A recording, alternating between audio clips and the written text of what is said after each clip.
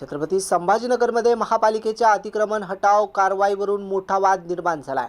गजानन महाराज मंदिर परिसरातील कारवाई दरम्यान दिव्यांग महिला अर्चना पारखे यांच्या मातीच्या भांड्याचं नुकसान झाल्याचा आरोप होतोय। या घटनेचा व्हिडिओ सोशल मीडियावरती व्हायरल होताच संतापाची लाट उसळली। हा प्रकार प्रहार संघटनेचे नेते आणि आमदार बच्चूभाऊ कडू यांनी आज अर्चना पारखे यांच्या भेटीसाठी धाव घेत प्रशासनाला जाब विचारलाय। दिव्यांग आणि गोरगरिबांवर अन्याय सहन केला जाणार नाही असा इशाराही बच्चू कडूंनी दिलाय।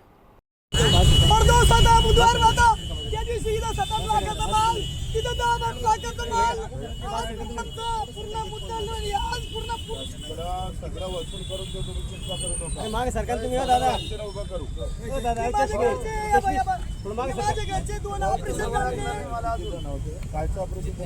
दोन ऑपरेशन झाले म्हणून मजबुरीने श्री शंकर कॉलनी मंदिरात दोन मटके द्या ते लोक कोण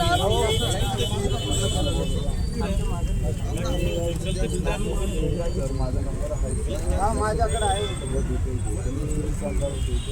इथं आम्ही 5-7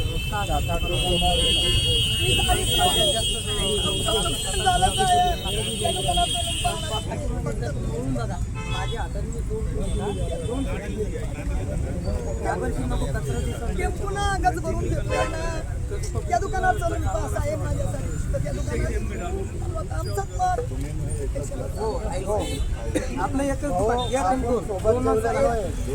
संभाजीनगर मध्ये तुम्हाला दुकान आपल्या पंचायत दुकान आहे आम्ही फक्त कसं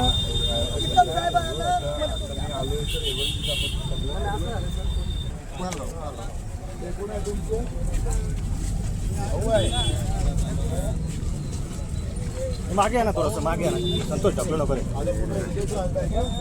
कुठे राहताय जागा आणि घर भेटेपर्यंत तुम्हाला भाड्यानं थोडं मागे आहे ना हो शेट 4 महिने कारण आता पावसाळा येणार नाही झाल्यावर 4 दिवाळीपर्यंत आपलं घराची व्यवस्था करू आपण महानगरपालिकेशी बोललो पण आता जिथं भेटेल ना जागा तिथं जा तुम्हाला एक जागा दाखवली तुम्ही ते नापसंत केली बरोबर आहे ना आता सध्या जिथं तुम्हाला जागा भेटेल तिथे गेलो पाहिजे तर एक मागे रे मागे व्यवसाय करताय का काही करत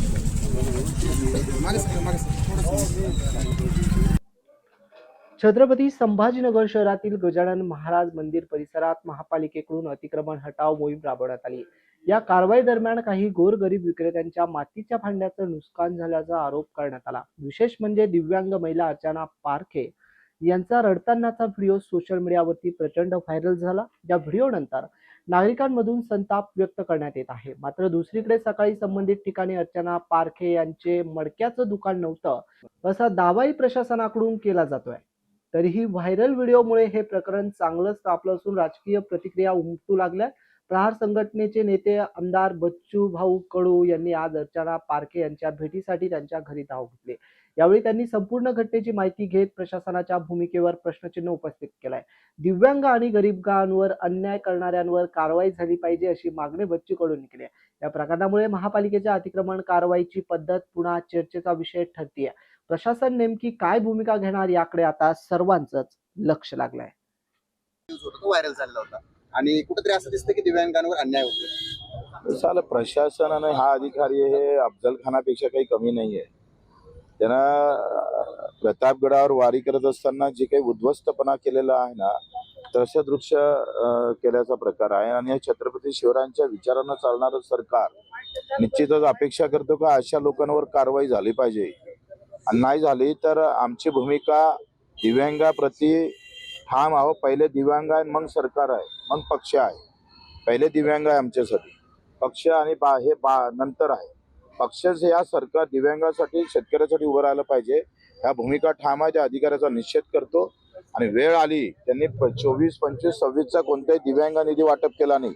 अजूनही या दिव्यांगांना 6,000 रुपये महिना जो हक्काचा आहे संजय गांधीचा तो भेटू शकला नाही। मग प्रशासन करतं काय? अशा सगळ्या व्यवस्थेच्या विरोधात लढण्यासाठीच आम्ही ह्या सगळ्या गोष्टी करतोय आणि हे जर सुधारणा केली नाही इथल्या संभाजीनगरच्या महानगरपालिकेनं यांचं निधी वाटप करावं तातडीनं तो एकच्या अगोदरचा आयुक्त ना इतकं नालायक होतं तर 4 माराव्या आणि एकच मोजावा असं आयुक्त होतं. त्यानं 4-5 वर्षात एक निधी खर्च नाही केला दिव्यांगांसाठी. आणि मग या सगळ्यासाठी 15 दिवस आम्ही महानगरपालिकेला देतो.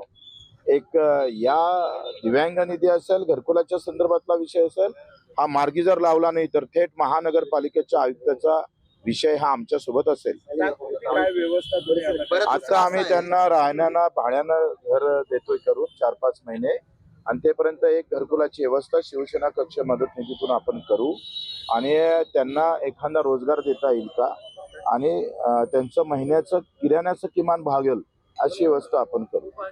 बरं, पण असं म्हटलं जातं की गोरगरिबांवर कारवाई होतीये, दुसऱ्यावर कुठेतरी भेदभाव केला जातो कारवाई करताना. हे अगदी बरोबर आहे, असंच आहे.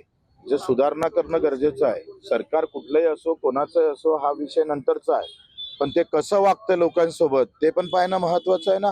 मग इथल्या श्रीमंताचं अतिक्रमण पाळताना तुमची काय हात काय बांगड्या घातल्या होत्या का? जेवढे हात तुम्ही गरिबांसाठी उचलले तेवढे श्रीमंतासाठी उचलताना मर्दांगी दाखवा ना. असं तर आम्ही हे जर प्रशासन करत नसेल तर त्याच्यावर आम्ही मर्दांगी दाखवू. बरं, अधिवेशनामध्ये हे मुद्दे जे आहेत हे सगळे घेणार, सोडणार नाही. त्याच्यासाठीच तर चाललो ना तिकडे.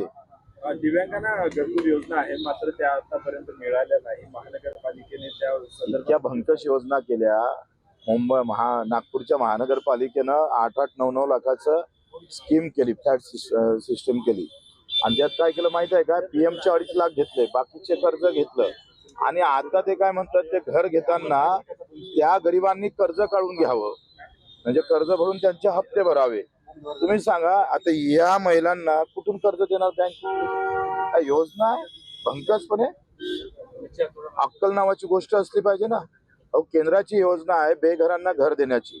मी अकोल्याचा पालकमंत्री होतोय, 6 कोटीची योजना तयार केली, आणि तुम्हाला सांगतो एखाद्या हॉटेल सिस्टीमला पण लाजवेल अशी बेघरांना घर देणारी योजना, तिची इमारत सगळी तयार झाली. मी तिथून हटलो, आता एकही बेघरवाला तिथं राहत नाही. प्रशासन थांबलं तिथे. महानगरपालिकेमध्ये बेघरांसाठी घर योजना का करत नाही? 100% योजना केंद्र सरकार पैसे देतं, आणि तुम्ही कर्जाच्या योजना काढताय गरिबांसाठी. काय मूर्खपणा आहे?